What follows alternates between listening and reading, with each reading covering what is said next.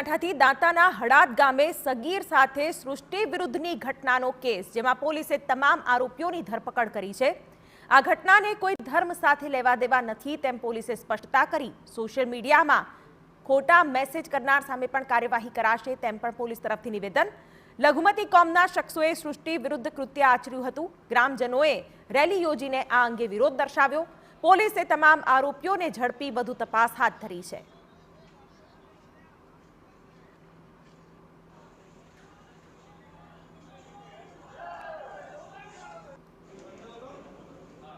આવી ઘટના બની છે તો તમામ આડાદ ગામના તમામ સમાજોના હિન્દુ ધર્મના લોકો બધાએ લોકો મળી અને અમે અહીંયા રજૂઆત કરીએ છીએ કે આ ઘટના નહીં બનવી જોઈએ। અમે બિલકુલ વખોડી કાઢીએ છીએ અને આવનારા સમયમાં પણ આવી ઘટના નહીં બનવી જોઈએ, બિલકુલ ના બનવી જોઈએ એવી અમારી ખાસ વિનંતી છે।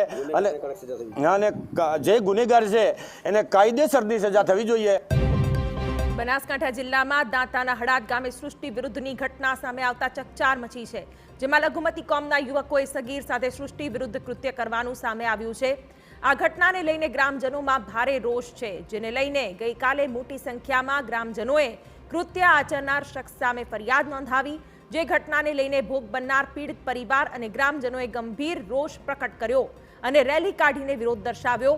તો સમગ્ર વેપારીઓએ વેપાર ધંધો બંધ રાખ્યો હતો અને આરોપીઓને કડક સજા કરવા માંગ કરી છે।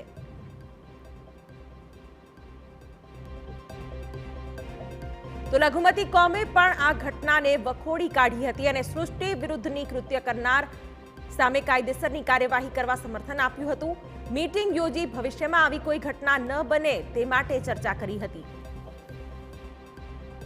જે કઈ આ ઘટના બની છે બહુ દુઃખદ છે। સમગ્ર મુસ્લિમ સમાજ એનો સખત વિરોધ કરે છે। જે કોઈ તપાસ થયા પછી જે કોઈ આના આરોપીઓ હોય એને કડકમાં કડક સજા થવી જોઈએ, ભલે હિન્દુ હોય કે મુસ્લિમ હોય કે અમારા સમાજના હોય।